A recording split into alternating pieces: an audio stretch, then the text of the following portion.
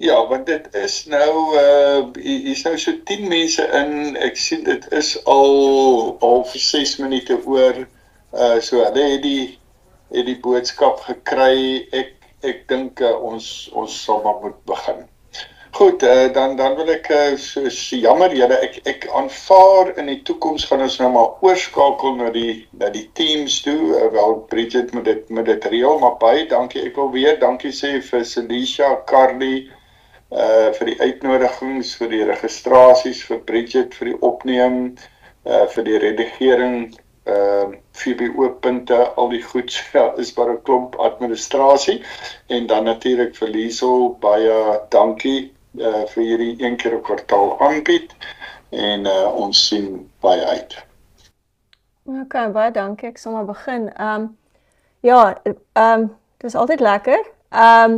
Ek het net weer besef toe ek nou voorberei vir vandag is dat ons kan ure lank praat. Dae en weke. Ons het nie dae en weke nie, so ek het maar probeer om so half elemente uit te haal. Ek gaan by party goed bietjie langer stil staan as ander. So ons het daar 'n tydvak. Nou ek het nou met iemand gespot en gesê ons ken almal seker nie reg ons 12de eeu nie. So ek sal probeer om te begin om Bernardus net so bietjie in konteks te plaas. Maar miskien is dit goed om te begin met 'n quotasie, 'n quote wat ek gelees het van Leclerc, wat iets sê van hierdie verskriklike interessante persoon wat mens baie moeilik vasvat omdat hy so verskillende kante gehad het. So ek gaan net vir ons lees voor ek aangaan. Bernard is one of those great men of whom it is difficult to write without either animosity or admiration. In other words, without passion. For he's both very great and very much a man. He's beyond us. We are in turn disconcerted, humbled, comforted, irritated. We appreciate the fact that he's human, very human, but it is also painful to find him so much a man at one time while he appears so much of a saint in other circumstances. Did he ever achieve a synthesis of these contradictions? And then the question, can we? So dis net so iets van hierdie moeilike persone om vas te vat. Nou 'n bietjie van historiese agtergrond in die tyd wat Bernard geleef het, eintlik al van die 10de eeu af, was daar 'n beweging om weer die Benediktynse kloosters bietjie te hernuwe. Ons het mos nou al vir Benedikt gedoen 6de eeu, sodat hulle 'n paar 100 jaar verbygegaan en soos gewoonlik in die situasies was almal bietjie agteruit gaan. So een van die eerste hervormings binne die Benediktynse tradisie was Cluny, 'n klooster wat begin is in 1919.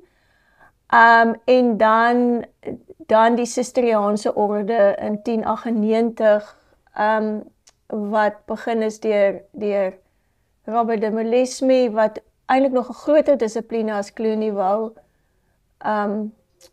tot stand bring, maar ook binne die reël van Benedictus, maar baie meer eenvoudig, baie meer handearbeid en met baie goeie organisasie. Tussen huise en die moontlikheid om autonoom te wees. Ek gaan nie nou daar iets oor sê nie, maar so daar was hierdie twee groot kloosterordes. Ek gaan nou vir ons 'n prentjie wys van hoe dit uitgespeel het, maar veral die Cisterciaanse orde het baie vinnig gegroei. As gevolg van verskeie redes, was 'n baie eenvoudige organisasie, hulle het erge militêre dissipline gehad. Daar was baie vriendskap in die gemeenskap, baie introspeksie. Baie leuke monnike sal dit mense gebruik om al hulle handewerk vir hulle te doen, die konversie. Maar daar was ook 'n bietjie wetywering tussen Cluny en die Cisterciane. Ook in die tyd was daar al hoe meer, en dit het ons agterkom as ons nou 'n bietjie praat oor Bernardus, hierdie ding van om binne klooster te wees en buite te werk, en die spanning. So ander ordes, soos die Augustiniaanse orde, posisies in kerke het ook meegebring dat mense op verskillende maniere hulle leierskap kom uitleef. So hy was 'n tydgenoot van Anselmus, Abelardus, Hildegard van Bingen, 'n bietjie 'n tyd voor die hoogbloei van skolastiek onder Thomas Aquinas, maar dit was ook 'n tyd van bevolkingsgroei, ekonomiese ontwikkeling, die tyd na die soort van 'n Gregoriaanse hervorming onder Gregorius, waar hy baie moeite gedoen het, Gregorius, om sekere wanpraktyke in die kloosters hok te slaan. En nou in dieselfde tyd was daar ander tipe gnostiese bewegings, soos die Kathare, Dit was ook die tyd van die kruistogte. Ons gaan 'n bietjie nou terugkom daarna toe, maar 1095 was die eerste groot kruistog deur Paus Urbanus. Maar om net 'n idee te gee van die Cisterciaanse orde net, julle sal sien nou op die linkerkantste boonste enetjie is daar nou een kloostertjie se tou en dan onder dit sy eerste dogterkerke en dan regs sal julle sien hoe dit gelyk amper teen die tyd 'n paar jaar later en so dit was verskriklike uitbreiding geweest en die volgende prentjie kan julle dan sien is die twee die Cluny orde en die orde uit Cluny uit en dan die Cluniac monasteries en die Cistercian monasteries hierdie kaart is so einde 15de eeu. Maar net om 'n idee te gee van dit was die twee kloosterordes, dis hoe vinnig hulle versprei het en dit het eintlik maar die eklesiologiese of die kerklike wêreld van die dag redelik bepaal. So dis 'n bietjie van die agtergrond. Nou Bernardus self kom uit 'n interessante agtergrond. Hy is gebore in 1090. Sy familie was eintlik ridders wat so half in 'n adelstand ingetrou en grond gekry het, wat bietjie sekulêre prominensie gehad het, maar oor 2 generasies weer uitgesterf het. So dit was nie 'n verskriklike lang familiegeskiedenis nie. Sy ma wou hom actually toe hy klein was met drome tipe geografie en orde geplaas het, maar na sy eie bekering het hy op die einde gekies om na sy tou te gaan. Ja, so die interessante storie is hy was 20 en toe is hy geroep tot die kloosterlewe of het hy die ervaring gehad. En toe gaan hy nie op sy eie nie. Hy oortuig toe sy oom, sy broer, sy neef, sy vriende om saam met hom te gaan. So hulle pitch toe daarop, 30 van hulle, net voor Pasen by die klooster van Citeaux. En baie van hulle het reeds, kan jy sê, amper wêreldse posisies beklee. So hulle het in 'n groep daar aangekom, 30 mans. En na 3 jaar se novitaat was hy al op 25 jaar ouderdom gestuur om die klooster by Clairvaux te begin. En daar word hy ab en hy was omtrent vir 38 jaar 'n ab van die spesifieke klooster.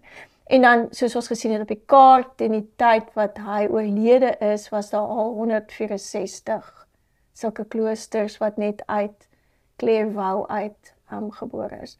So net iets van, 'n paar mense het net geskryf oor, hy lyk altyd so maar en uitgeteer op foto's, daar is moontlikheid dat hy het gesukkel met sy gesondheid, veral met sy maag. So is nou nie iets waar ek gaan nou nie ingaan op sy mediese geskiedenis nie, maar daar's iets, ek het net gedink wil ietsie sê oor hoe hy gereflekteer word in sy menswees ook, daar's regtig die kontrasterende ervaring. So hy was 'n definitiewe teenwoordigheid presence, die jong man wat op 20 aangekom het, en omtrent dadelik gestuur is om 'n klooster te begin. So jy kry die paradoks van amper van 'n gevoel van geweld en sagtheid, viriel en moederlik, dinamies en skaam. Leclerc beskou hom as baie oplettend, verbeeldingryk, intelligent. Hy sien hom as 'n digter, 'n poet. Hy was gefassineer met die natuur, hy was 'n kunstenaar, hy soek skoonheid, maar hy het ook planne opgetrek vir kloosters, manuskripte met kalligrafie gedoen, hy was musikaal. Ons sal later ook sien hoe hy baie sterk polities betrokke was in sy wêreld. Baie lief vir vriendskap. Hy het baie vriendskapsbriewe geskryf met baie gevoel en emosies, affectus. Ons sal sien in sy mystiek, dit is ook die fokus van sy mystiek, om lief te hê en hy mis sy vriende en mens kan sien in briewe wat hy skryf hoe wonderlik dit is om met mense te kommunikeer, om vir hulle te kan sê dat hy hulle gemis en omgegee het vir hulle. So baie emotiewe tipe taal wat hy gebruik. So dis iets wat ons agterkom ook in sy tekste.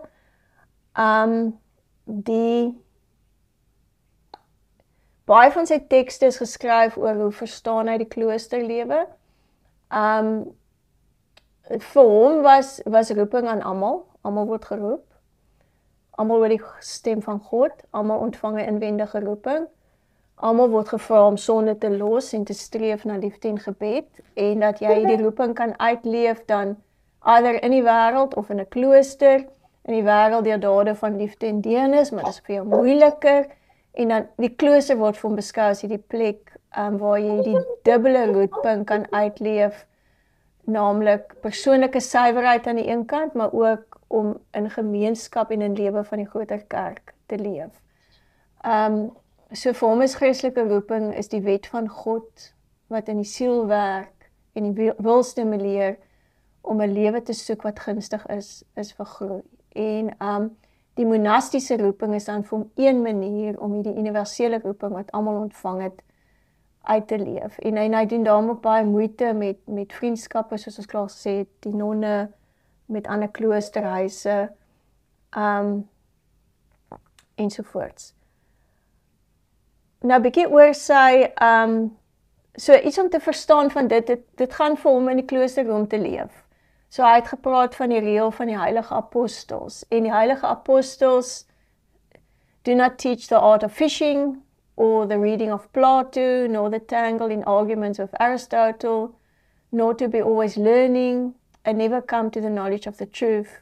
They have taught me to live. So die hele idee van hoe lewe ek in die teenwoordigheid van die Here, hoe leef ek my roeping uit, hoe word ek deur God verander en getransformeer.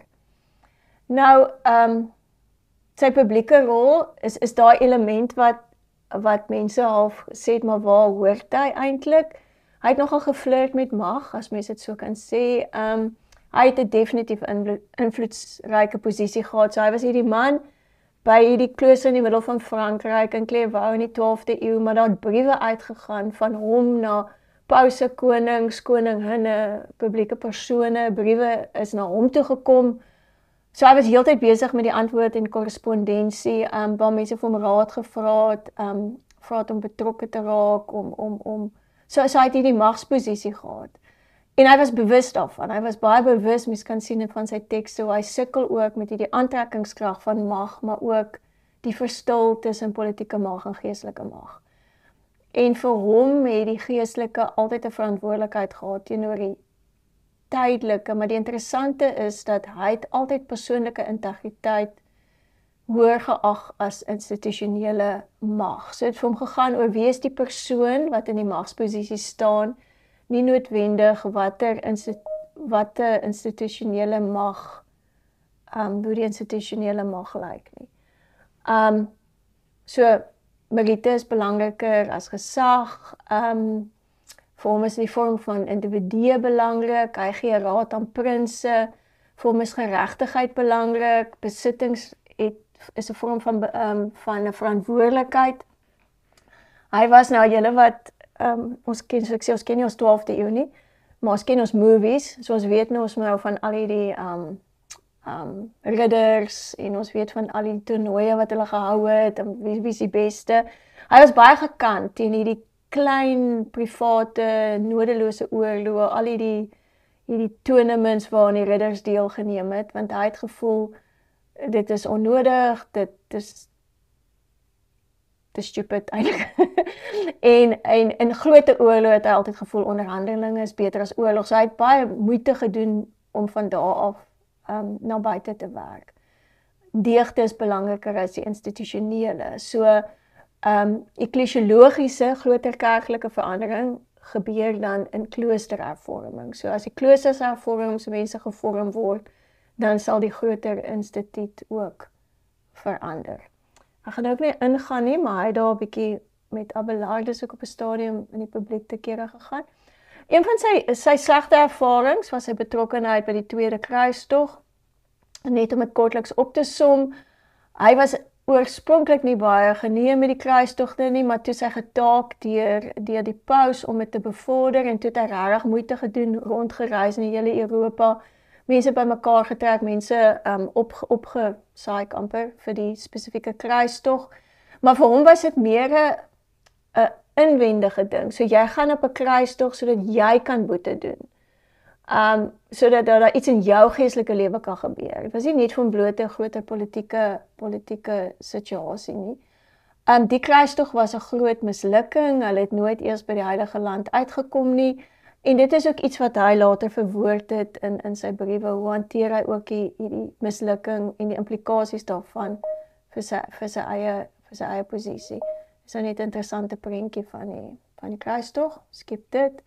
So, wat ek tot nou toe probeer sê het, is dat jy het hierdie persoon gekry wat baie moeite gedoen het en baie gefokus het op hoe lyk 'n goeie klooster, roeping, vorming, aan die een kant en aan die ander kant hierdie rol gespeel het waar mense vir hom hulp gevra het op groter politieke terreine en dat hy soms gevoel het dat hy uitmekaar uitgeskeer word.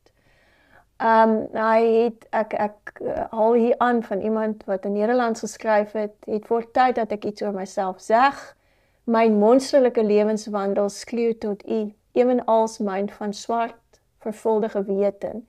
Ek ben de chimera van myn eeuw, geestelik nog leek. So, hierdie geskeerdheid wat hy soms gevoel het, eintlik wat hy net in die klooster wees en bid en sy lewe aan die Here toewy en aan die ander kant word hy gevra om al hierdie groter publieke besluite te neem wat hy wel ook omarm het en geniet het en homself ook daar gevind het. Nou, ek gaan nie so baie ingaan op sy Bybelgebruik en skryfstyl nie, ek wil bietjie meer verder aangaan oor sy mistiek. So die groter prentjie maar net rondom dit is dat tipies van sy kloostertyd was die teks en die liturgie was net deel van jou daaglikse ritme in jou Benediktynse klooster, so jou Bybelgebruik was nie, ek is besig met die teks nie, dus ek is besig met dit wat ek reeds uit tekste uit in myself geïntegreer het. So is hy baie meer, hy is nog binne daai tradisie van 'n meditatiewe gebedsomgang met die teks, nie noodwendig 'n skolastieke uitmekaar uittrek van tekste nie. So hy werk vanuit die tradisie van die vaders, vanuit die liturgie wat hy elke dag beleef het, en van al die tekste wat eintlik al ingeweef is in sy eie menswees. So hy het die teks gebid. En dan het hy ook die teks geïntegreer in sy tekste. En ons gaan nou kyk na sy kommentaar op Hooglied, op watter manier hy die teks ook gelees het. Maar hy het gevoel God se woord vra echo, so ek moet gedurig met my mens wees en met God se woord betrokke wees, veral na die inkarnasie. 'n Baie goeie skrywer, maar hy moeite gedoen met sy skryfwerk. Hy het dit gepraat, iemand het dit neergeskryf, hy het dit terug ontvang, hy het veranderings aangebring, hy het hou van woordspel, niks is sommer net neergeskryf nie, alles is uitgedink, alles was poëties daar neergesit. Ek gaan nou nie meer daaroor ingaan nie, maar hy was 'n skrywer, soos hierdie aanhaling ook sê, dat dit nie net sommer vir hom 'n vinnige situasie was om iets neer te skryf nie, maar hy moes nadink wat 'n woord sit hy vir 'n ander woord, en wat 'n woord speel met wat 'n woord, en wat wil hy eintlik met sy tekste reg kry. Maar ek wil bietjie meer fokus ook vir vanmiddag oor sy mistiek, want binne ons is so geneig in ons amper protestantse tradisie. Ons is so geneig om veral die middeleeue en in die mistiek mense net saam te gooi in een bondel en sê hier is 'n klomp mistici en dis almal in die klooster en ons besef nie die nuances tussen persoonlikhede nie. So as jy fokus op die groter nadenke en ervarings, mistieke ervarings van persone of skryf oor sulke ervarings, is daar twee duidelike strome in die kerk, en waarvan Bernhardus dan een is, wat ons praat van 'n affektiewe mistiek. Soos 'n mistiek wat spruit uit 'n ervaring van God in jou hele menswees, jou hart, baie emosionele taal, ons kan nou net terug. En aan die ander kant kry jy meer amper 'n kognitiewe mistiek, soos wat ons skryf by Meister Eckhart, wat dit gaan oor die intellek en dat ek as mens op 'n plek kom waar ek besef God is aan die ander kant van taal, maar dat ek het amper intellektueel beweeg na 'n plek van donkerte, ander kant taal, maar dit is nie dieselfde tipe taal as wat gebruik word in 'n baie meer erotiese, wat ons soos byvoorbeeld sal vind in Bernhardus en in party van die vroue mystici van die middeleeue nie. So die rede van affect is daai emosionele vriendskapstaal, liefdestaal wat hy gebruik het teenoor sy vriende, teenoor kennisse, is dieselfde ervaring wat ons kry in sy skrywe oor God. Dat ons het 'n kragtige begeerte vir God en God het 'n kragtige begeerte vir ons. En vir hom is die skrif die boek van ervaring. So dis nie net amper tipiese Anselmus se 5 seeking understanding nie, maar dit is vir hom, ek glo sodat ek kan ervaar. Ervaring speel 'n baie belangrike rol in sy mystieke geskrifte. So net om 'n voorbeeld te gee, hy het 86, ek gaan nou 2 goed as 'n bietjie aanhaal. Eerstens uit sy kommentaar op die boek Hooglied, 86 preke wat hy daaroor geskryf het, tot die dag wat hy dood is, het hy nog daaraan gewerk. En dan die ander boek wat hy geskryf het is On Loving God. Ek gaan daaroor ook net iets sê, maar ek begin by net 'n voorbeeld uit sy Hooglied kommentaar. So hy sal in preek 3 skryf, nou ek weet ons Latyn is nie so goed nie, so dit is getranslate vir julle, maar net om 'n idee te gee, hy het in Latyn geskryf. Hy skryf, ons sal lees vandag uit die boek van ervaring, en jy moet daarom jou gedagtes na binne keer. So ek het dit nou weer uit Engels vertaal, your attention inward. Elkeen moet aandag gee aan sy spesifieke ervaring van dit wat ek nou gaan bespreek. So daai to notice wat gaan aan in my. So hy sê as jy die boek Hooglied lees, ek gaan nou kom van hoe hulle dit gelees het, maar moet ek nie net bewus wees van die teks nie, maar ek moet bewus wees van my ervaring terwyl ek die teks lees. So die boek van ervaring. Soos Burroughs geskryf het, affectus of affect, weet jy nou 'n lekker Afrikaanse woord nie, provided the locus of meaning for the proper exegesis of both scripture and experience. So, Bernardus en sy vriend William van Thierry, wat ook een van sy biograwe was op 'n stadium saam siek. Hulle het albei, William was baie siek, en hulle het toe albei daar, jy kan dit eintlik 'n bietjie imagine, hulle het toe albei langs mekaar in die siekeboeg van Clairvaux. Albei van hulle baie bewus van hulle liggaamlike broosheid. En Bernardus begin vir William vertel van hoe hy die boek Hooglied ervaar. En beide van hulle het later ook oor die boek Hooglied geskryf. En vanuit die ervaring van slegs sy wat sing en die een in wie se eer gesing word, dit is die bruid en die bruidegom, hoor die aksente van die lied. Miskien moet ek nou net, ek gaan gou aangaan na die volgende skryf en dan kom ek ons bly maar daar. Ek gaan net verduidelik, ek sê dit 'n bietjie op 'n ander skryfie. Ons moet net onthou dat dis mos nou altyd die vreemde van Hooglied. Ek dink die Here het 'n goeie sin vir hom. So die rede hoekom beide die Jode en beide die Christene Hooglied in die kanon ingesit het, is juis omdat dit allegories gelees het. Hulle het dit nie gesien as 'n real life erotiese teks tussen 'n man en 'n vrou nie. Dit was vir hulle 'n allegorie wat iets uitbeeld van die liefdesverhouding tussen God en die siel, of vir die Jode tussen God en sy volk Israel, of tussen Christus en die kerk. En dit beteken as hulle Hooglied lees, het hulle dit gelees as die siel is die sy, die siel is die bruid. Bruidegom is die Here. En alles wat al die gesprekke is dan dit wat in my gebeur in hierdie erotiese ervaring van wat ek van Christus het. Iemand het eendag geskryf, sex talk is God talk. So iets van daai, as ek moet taal kies wat die intimiteit tussen my en God uitbeeld, dan is seksuele taal eintlik die enigste taal wat werk.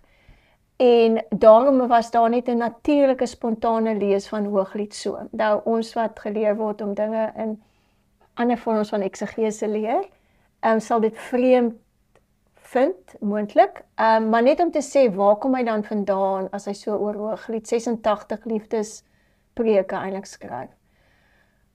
Want volgens Bernardus kan jou geleefde ervaring praat en jou geleefde ervaring kan iemand anders aanspreek. So sy ervaring kon vir William wat langs hom gelê het aanspreek soos hy wat Bernardus is, in God inkom en God in hom inkom, word hy deel van 'n gemeenskap wat ook sulke ervarings het. So dit is amper die koneksie van ervaring.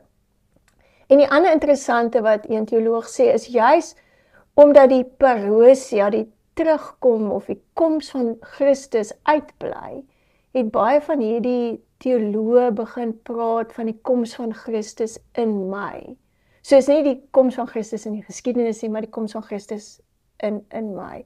En Bernardus was oortuig dat as jy nie kon lief hê nie, sou jy nie die Hoogliedtekste kon verstaan nie, want dit is geskryf uit liefde. En dan hierdie interessante, net om vir julle 'n idee te gee van hoe moet ek weet van die koms van Christus in my, of die ervaring van hom. You will ask them how I could know he was present, but he's living and full of energy, and as soon as he has entered into me, he has quickened my sleeping soul, has aroused and softened and goaded my heart, which was in a state of torpor and hard as a stone. He has begun to pluck up and destroy, to plant and to build, to water the dry places, to illuminate the gloomy spots, to throw open those which were shut, closed, to inflame those with warmth which were cold, as also to straighten its crooked path. So 'n ervaring van die van God wat dit wat binne is hart sag maak, lewe gee, energie gee en krag gee. So hier het ek al 'n bietjie oor gesê, vir die sensus waarmee die vroeë kerk veral onthou, daar was 'n Antiocheense skool en 'n Alexandrianse skool, ek gaan nie nou daarop ingaan nie, maar in die vroeë kerk was daar verskillende sensus van hoe ek 'n teks lees. Ek lees dit letterlik, ek lees dit moralisties, ek lees dit allegories, en dit is hoe Hooglied dan ook gelees is. So dit was eintlik, sy preke was 'n joernaal van sy eie lewensreis. So net nog 'n gedeelte uit sy. So as jy Hooglied onthou, begin dit mos met die soen my met jou mond, daar's mos 'n klomp goed oor kiss me with the kisses of your mouth, etc. En dan sit allegories in so mate gelees dat hy 'n hele paar preke net oor daai een vers het. En dit van verskillende kante af kyk. Alles ervaring. Ek lees vir ons 'n voorbeeld, preek 3.6 sê, to you, Lord Jesus, how truly my heart is set. My face looks to you, Lord, I do seek your face. In the dawn you brought me proof of your love. In my first approach to kiss your revered feet, you forgave my evil ways as I lay in the dust. With the advancement of the day, you gave your servant reason to rejoice. In the kiss of your hand, you imparted the grace to live rightly. And now what remains, O good Jesus, except that suffused as I am with the fullness of your light, and while my spirit is fervent, you would graciously bestow on me the kiss of your mouth, and give me unbounded joy in your presence. So dit is hoe hy dit geïnterpreteer het. Dan sy ander belangrike teks om God lief te hê, is hierdie struggle, ek gaan net nog so op 5 minute aangaan, hierdie, wat noem jy dit, struggle. Met, kan jy iemand opdrag gee om lief te hê? So kan jy iemand, is liefde 'n wet? En hy het baie nagedink oor liefde. So daai laaste sin op my slide sê ek, I answer the cause of loving God is God himself, the way to love him is without measure. So daar is nie eintlik 'n spesifieke manier om God lief te hê nie. So hy praat van grade van liefde, maar hy bedoel dit nie in grade soos dis die een dan is die ander, is die ander nie, maar dis fasette van liefde wat ons in ons lewe ervaar en elkeen het 'n doel. So die 4 wat hy dan noem in sy geskrif is die liefde vir die self ter wille van die self. The love of the self for one's own sake. So dis ter wille en for one's own sake. Ek dink ter wille is nie heeltemal dieselfde as for one's own sake nie, so ek het die 2 vertalings al gesit. Die tweede liefde is die liefde vir God ter wille van die-self. So the love for God for one's own sake. Dan die derde is die liefde vir God ter wille van God. En die vierde is die liefde vir die self, for the self's one's own sake, for the sake of God. So, iets oor elkeen sê, hy herken dat dit is hoe het is, ons het onsself lief, dis natuurlik. Maar hy wil verder gaan, so dis nie dat hy dit judge nie, hy sien dit eerder as, soos Augustinus amper, dat om onsself liefde te hê vir ons eie sake, is 'n mate om in te oefen om te leer wat liefde is.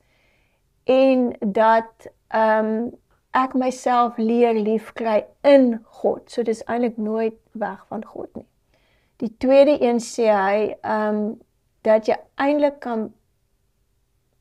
dat jy moet leer om God lief te hê, want jy kom agter dat jy dit nie self kan regkry nie. So it's for your own sake. The wise man ought to know what he or she can do by himself and what he can do only with God's help.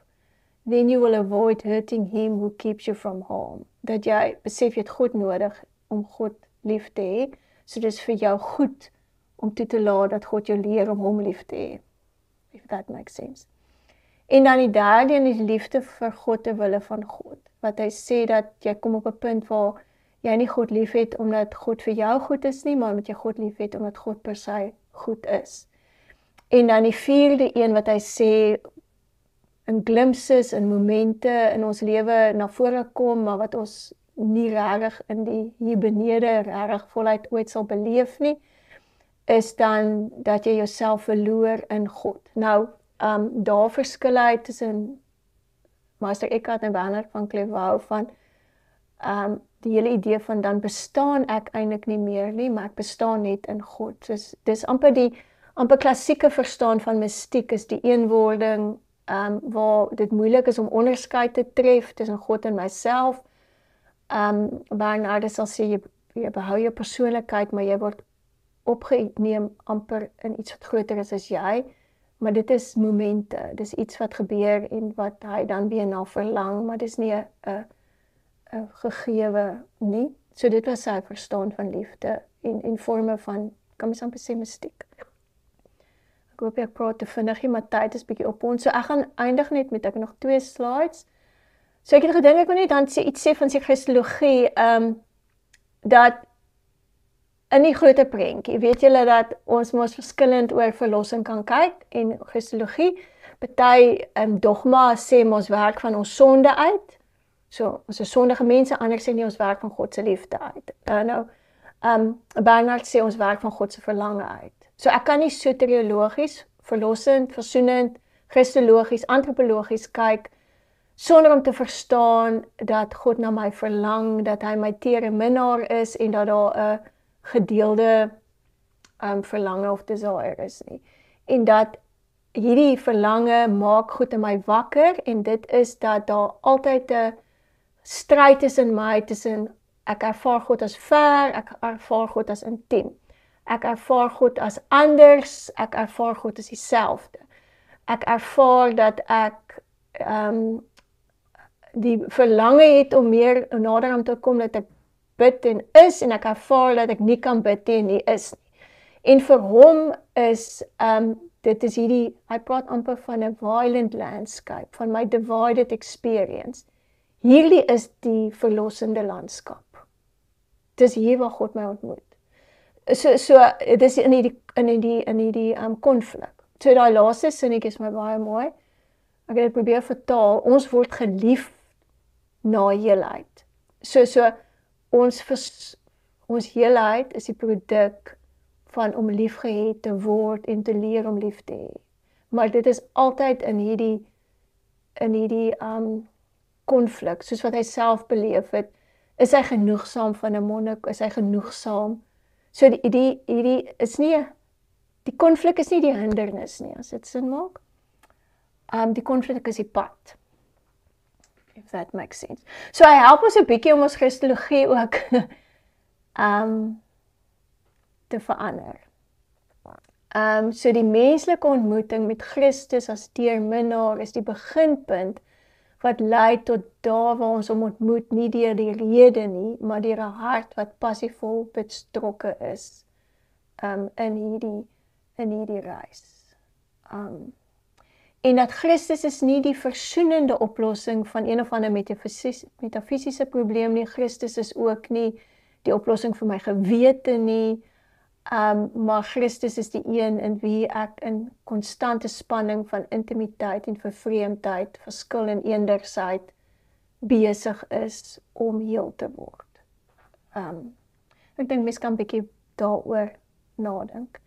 So vir vandag se betekenis, vir ons miskien 'n bietjie kan vra, ek het 'n paar net daar neergesit vir my, dink ek moet ons bietjie meer moeite doen as protestante. Gereformeerdes met die nuances van middeleeuse teologie.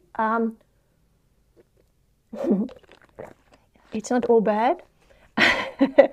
So ons het ook 'n baie Freudiaanse moderne verstaan wat sê, okay, alles wat in die kloosters gebeur het was eintlik maar net onderdrukte seksualiteit, etc. Sulke vreemde interpretasies. En daar's al meer navorsing wat die teenstelling bewys. So Burroughs skryf, it no longer seems plausible to suggest that monastic theologians beckon us down a path of unswerving domination of the weak and the repression of the body, dat dit baie keer eintlik net presies die teenoorgestelde is. So veral in die filosofie van fenomenologie, wat ek altyd sukkel om uit te spreek, is daar 'n terugkeer na die affektiewe. En in 'n tradisie waar die kognitiewe bo die affektiewe en verstaan bo ervaring plaas, is dit miskien ook nie sleg om bietjie meer daaroor te dink. Dit konfronteer ons ook natuurlik met die vreemdheid van skrifgebruik, dat ons in 'n hoe ons die tekste lees en interpreteer en exegetiseer is 'n klein stukkie geskiedenis in 2000 jaar se tekste. So ek dink ons moet altyd maar bietjie ook gaan kyk hoe is tekste gelees en ervaar ook in ander kontekste. Hoekom is Hooglied so gelees en ervaar? Wat sê dit vir ons vandag? Hoe konfronteer dit ons met ons tekslees, etc. etc. En dan saam met dit rondom ervaring skryf Falk, a simple analysis of the being there of humankind in terms of reason or consciousness is not sufficient to explain the constitution of our humanity, en dat die monastiese tradisie is juis 'n korpus van die affektiewe. Dit is ook vir my baie lekker om te sien dat daar baie wegbeweeg word van bloot hagiografiese vertelling. So as ek lees oor Bernardus van Clairvaux wat geskryf is in die 60s of die 50s, dan sy nog baie half pedestal-like.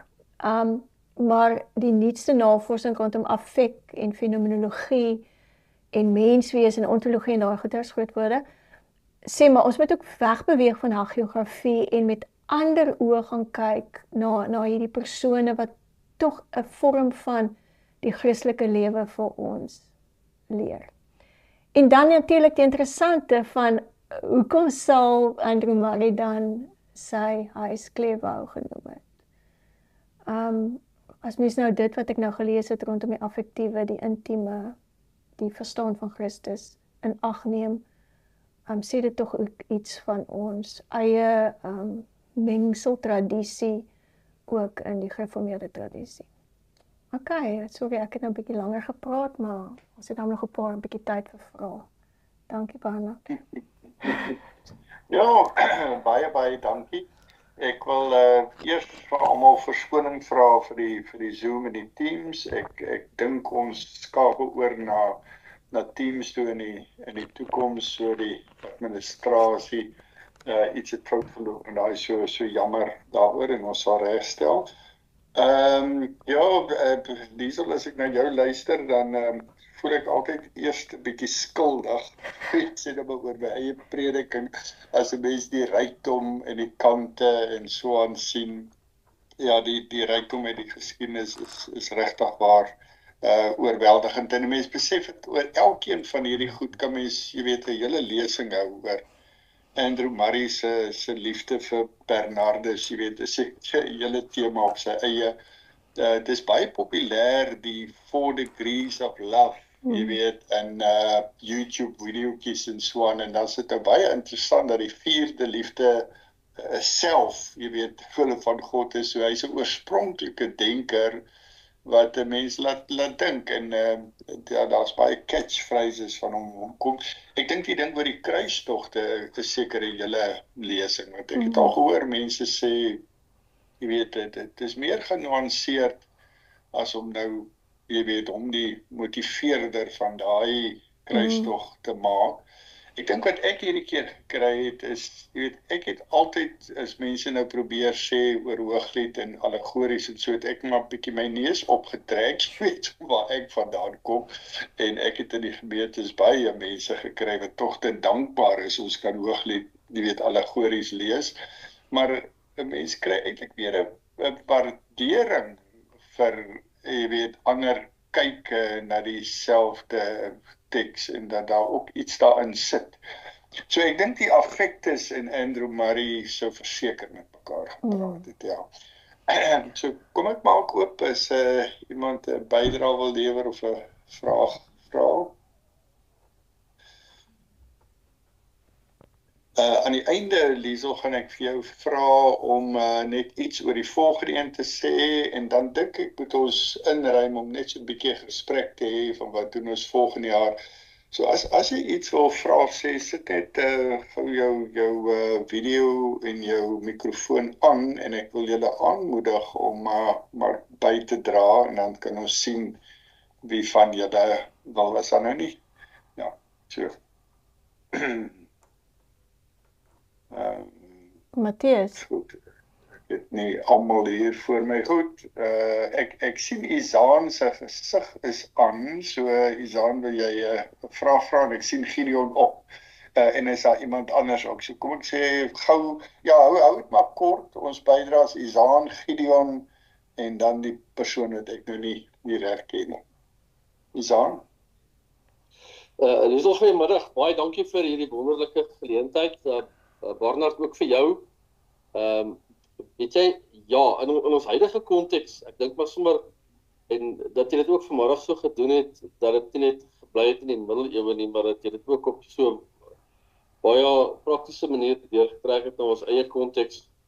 Sou jy tog sê dat ons dalk miskien baie meer kan leer vanuit ons historiese konteks, spesifiek met ons eie daagse, eie soortige unieke probleme, spesifiek in die NG Kerk.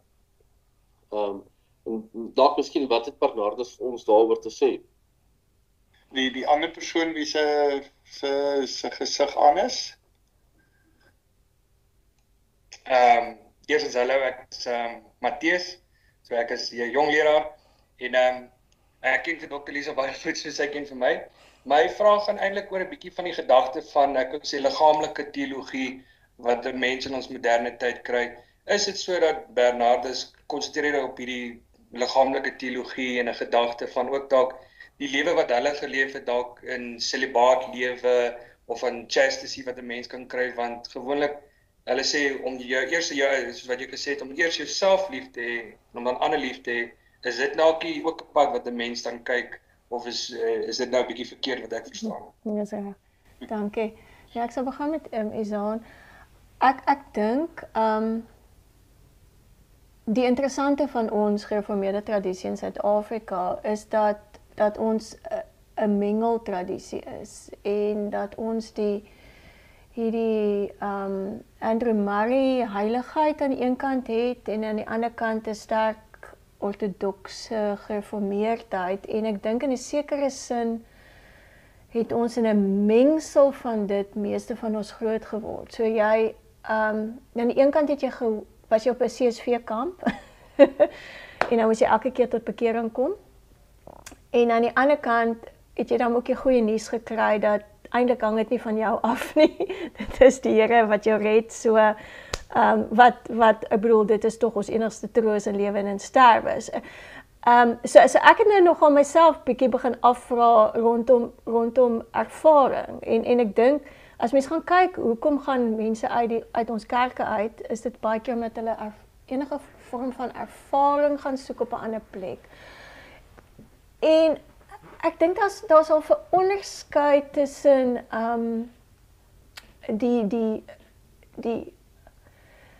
die erns neem van my liggaam en my experience, want dit is wat fenomenologie wil doen. Dit sê ons is mense, ons het ervarings en experience, dis ernstig. Dis ook iemand altyd vir my gesê het, my kind kry nooit koud nie. Dit was nou winter, hy dra net 'n kortbroek. En dan sê ek vir hom, gaan trek asseblief vir jou trui aan. Dan sê hy, kry nie koud nie. Ek sê maar jy moet koud kry. Maar dis sy ervaring is hy kry nie koud nie. So ek moet tog sy ervaring iewers ernstig opneem.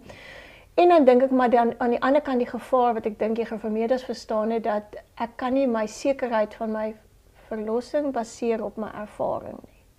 So dit is baie keer die maklikste om ervaring te negate, want dit is 'n baie modderige plek om in te beweeg. En ek dink dit sal jy ook agterkom as jy want hy sê tog jy moet hierdie gedurende konflik in jouself omarm, want dit is eintlik jou Christelike lewe. En dis moeilik om te monitor. Hoe moet ek dit nou verduidelik? In 'n klooster is dit anders. In 'n klooster het jy 'n spiritual director, in 'n klooster het jy mede-priesters, in 'n klooster praat jy oor God en jouself. Jy lees saam met 'n ou in 'n siekeboeg, terwyl ons wil tog ons gemeentelede nie laat vasval in die, wat mens amper sê, die moeras van ervaring nie. So ek weet nie of ek nou jou vraag antwoord nie, maar ek dink ons kan tog krities staan teen 'n sekere vorm van affek, maar ons kan ook krities staan teen 'n sekere vorm van oorintellektualisme.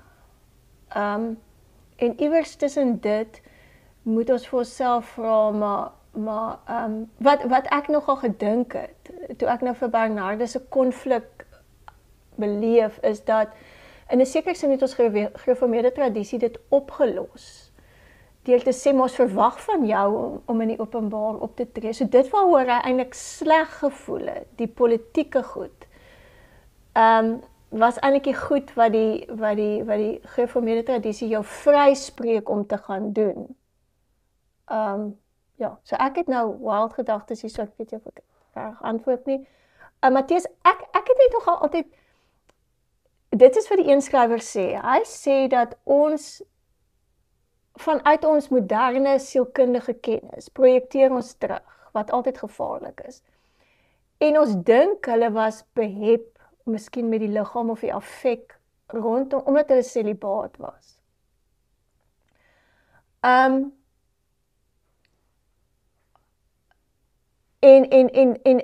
iets geprojekteer het van 'n menslike verlange op God. Okay.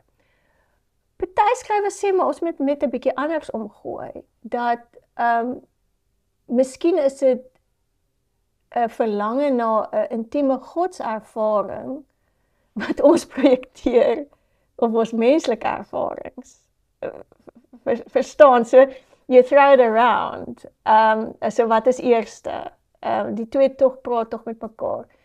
En ek dink die sielkunde en die neuroscience van vandag help ons om die integrasie van liggaam en spiritualiteit te verstaan.